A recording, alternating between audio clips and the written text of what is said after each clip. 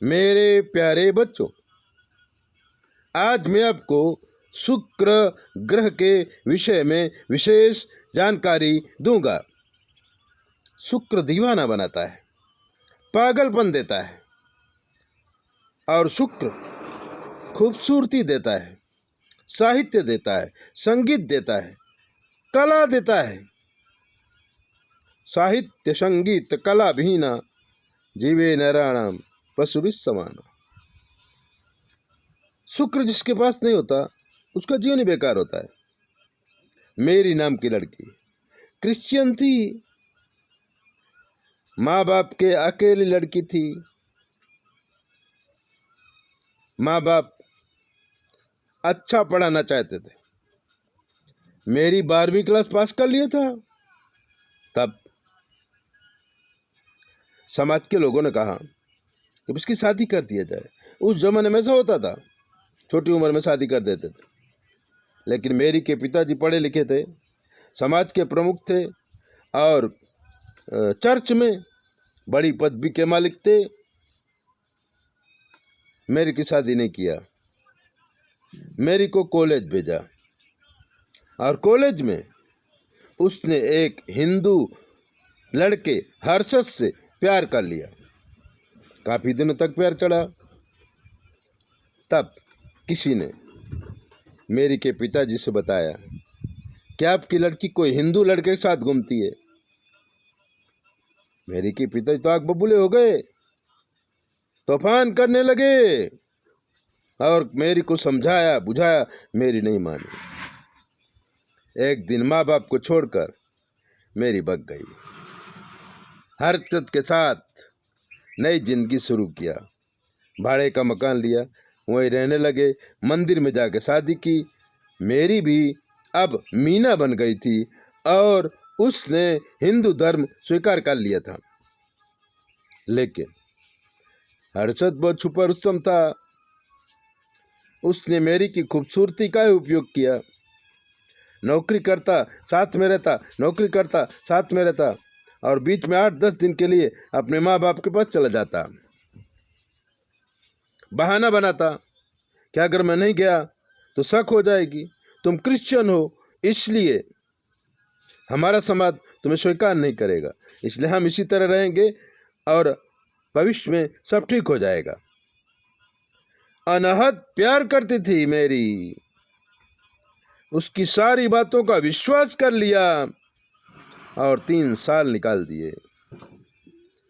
3 साल में लोगों को ऐसा ही लगता था कि पति पत्नी कितना प्यार से रहते हैं। हर्षद जब गांव जाता माँ बाप से मिलने तो मेरी कहती कि सास ससुर की तबीयत खराब है, इसलिए हर्षद वहाँ गए हुए हैं। एक दिन हर्षद का दोस्त हर्षद से मिलने के लिए उसके घर आया, लेकिन हर्षद माँ बाप के पास गया था। मेरी ने बहुत अच्छी तरह स्वागत किया, चाय पानी नाश्ता सब कुछ दिया, बिठाया। बातें होने लगी और बातों बातों में हर्षद की बात निकली। दोस्त ने बताया, भाभी आपको मालूम है हर्षद ने दूसरी शादी कर रखी है अपने समाज में। मेरी को काटो तो खून नहीं। मेरा नाम नहीं बताना भाभी, जब हर्षद आए तो धीरे से सब कुछ पूछना। और शाम को हर्षद आया। मेरे ने कहा, हर्षद मैंने सुना है तुमने दूसरी शादी करके रखी है। उसने कहा, हाँ, माँ की तबीयत बहुत बीमार थी, तुमको स्वीकार नहीं करती तो घर में एक बहू चाहिए काम करने के लिए, माँ की सेवा करने के लिए, और मैं तुम्हारा हूँ, तुम्हारा ही रहूँगा। ऐसा करके रोने लगा। मेरी बहुत दयालु थे, सीने से चिपका कर पागलों की तरह उसे प्यार करने लगी। सारी गलतियां माफ कर दिया। अब क्या होता है, मेरी के मन में फर्क हो गया। मेरी बड़ौदा की थी।